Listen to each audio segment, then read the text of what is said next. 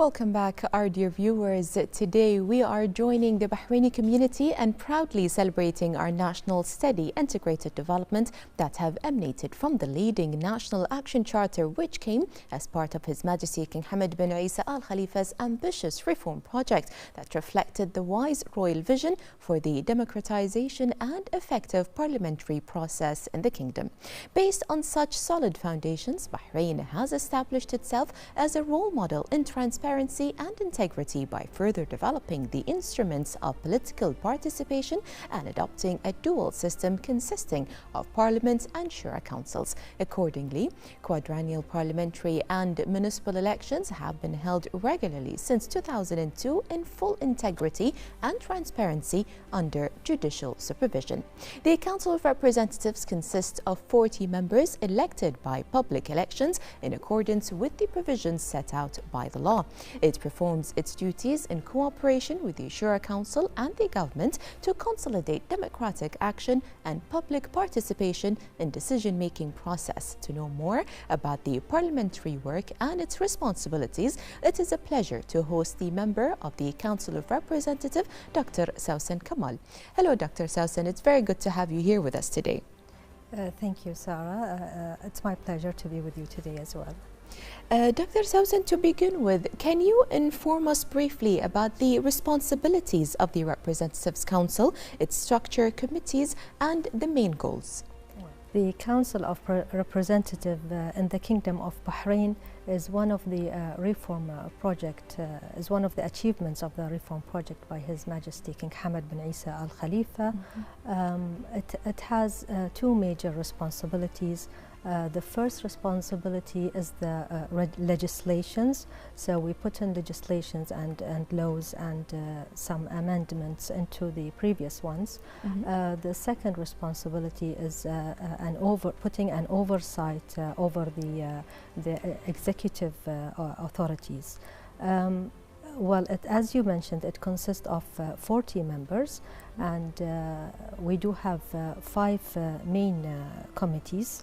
The committees are the Foreign Affairs, Defense, and the National Security Committee, which focuses on the internal and external security issues and the crime issues. The other committee is the Legislative and the Laws and Legislative Affairs Committee, which focuses on the laws and the draft laws and make sure that they are in accordance with the provisions of the Constitution. The third committee is the economic and the financial committee, which focuses on the projects, whether they are social or economical projects, and they do have the financial strategy of the state and the budget. The fifth committee is the public services, utilities, and environment, and it has many different aspects as well to focus on, including housing, road issues, water and electricity, agriculture, and all the issues which are related to the municipal part of it.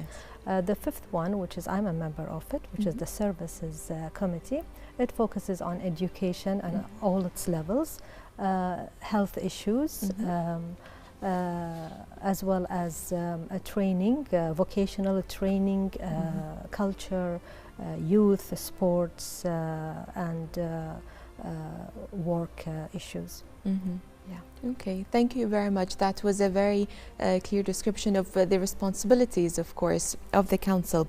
Now, the National Action Charter is our topic of the day. How did it lay the foundation to the advanced parliamentary experience that Bahrain enjoys after 20 years of its ratification? Well, yes, the National Action Charter has transformed Bahrain into a constitutional kingdom, and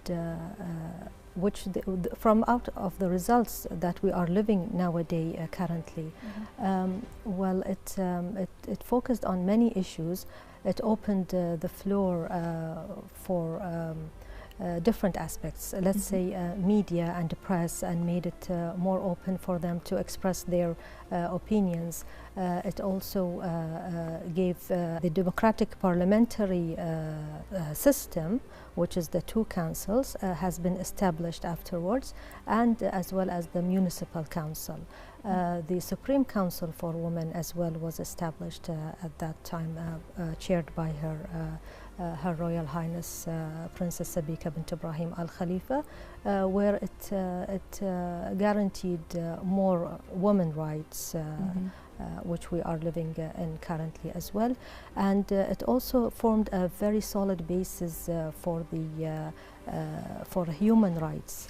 As well as provision of the public and the personal freedom policies. It also opened the door for the political and the civil societies and organizations to be formed. So actually, in total, it transferred and it got the Kingdom of Bahrain on a very high standard level of international forums. Yes, yeah. Yes, indeed. Dr. Sawsan, being a vital member of the Representatives Council, how do you value the constant progress of democratic process and parliamentary work in the kingdom, and what are the indications of its success? Yes. Actually, if we look at it worldwide, we can see that the democratic process is being evaluated, and it reaches advancement according to the experiences that it goes through. In the Kingdom of Bahrain, I can find that it's reached a very stable level within the 5 terms, the legislative terms that we went through. So it did get into a very good level, and I think it's due to the cooperation and coordination between the two chambers, and in addition to the cooperation with the executive authorities, and so what we've reached currently is I consider it to be basically in a very good, well-standard in comparison to the other experiences. Dr. Sawsan, how do you value the role of women, and compared, of course, to regional and international counterparts? How do you value their current representation and their role in the National Assembly, as well as the royal trust bestowed in them and their contributions to the national development? If we'll come to the statistics a bit, coming to the November 2018 statistics, the United Nations has stated that only 24% of the parliamentarians are women, in comparison to 1995, which was 11.3. So there was an increase in that. Coming to the experience of Bahrain, we find that in the last elections, women has gained a lot of good representation in the parliament, getting the 6 seats out of 40, which reflects that the society is having really a good idea about the women and their representation, and the empowerment of lady of holding such a position and leading such a position in the parliament. Actually, the royal patronage of His Majesty King Hamad bin Isa Al Khalifa represents a motivation to continue with determination the march, with firm faith and full conviction in the ability of Bahraini women to make a clear imprint in the comprehensive development process. And we would like to commend here the launch of the Bahraini Women's Day for this year, 2021, which is in the title of Bahraini Women in National Development, and coming in the same time of the celebrations of the 20th anniversary of the Supreme Council of Women and the National Action Charter. So, Dr. Sawsan, how do you value the current coordination and cooperation between Bahrain's Representatives Council and the other parliamentary institutions on regional and international levels? Well, I would describe it as reaching an overstanding level. Actually, the Parliament has been keen to form the Parliament group of the Council, which was involved and participated in many meetings, conferences, and workshops together with the other parliament members all over the other nations. And together with that, there were friendship committees which has formed and the main goal of those committees is to interact and get more ideas and get more experiences from the other parliaments and get the experience to be applied in the country. In addition to that, there were some few visits to the countries to see their experiences on the ground, and I think most of those who have participated have noticed the different ideas and values that we can get out of it once we are there communicating on the ground with the other members of the parliaments all around the nations. It is indeed, of course, very important for cooperation and collaboration, of course, between all the bodies. Dr. Sawsan, Bahrain society and its various sectors have been affected by the global complications of COVID-19, and as a result several procedures were taken to ensure the safety of people and of course the sustainable growth of all sectors. Can you tell us about the Representatives Council's role in this regard? Yeah, actually we tried our best to put in some urgent proposals to help to overcome the negative aspects which has been going on all levels, whether it was social or economic levels due to the pandemic. The different urgent proposals tried to focus and cover all the aspects in general. So bringing on the citizens' opinions and their needs on the ground under the dome of the parliament, and helping them to overcome the negative state. One of the urgent draft law is to withdraw 215 million dinars from the unemployment insurance fund to support the private sector and the salaries of the Bahraini workers at the private sector, and that was for only 3 months.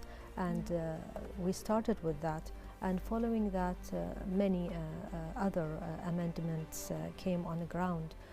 In different aspects, whether to support the water and electricity or to support the entrepreneurs and the business men, business people in general, businessmen, businesswomen, all which they had a very negative economical effect impacted on their business work on the ground. So in general, it is still ongoing. It didn't stop, it is still ongoing, and we are trying our best to bring all the citizens' needs and hopes on the ground and help them get over this difficult situation, and hopefully it gets over soon. Yes, we all hope so, and of course your role is remarkable in this regard as well. Now, Dr. Sawsan, the emergence of new means of social media networks facilitated the interaction between the MPs and citizens. How do you value the benefits of such communication, especially during the current health circumstances?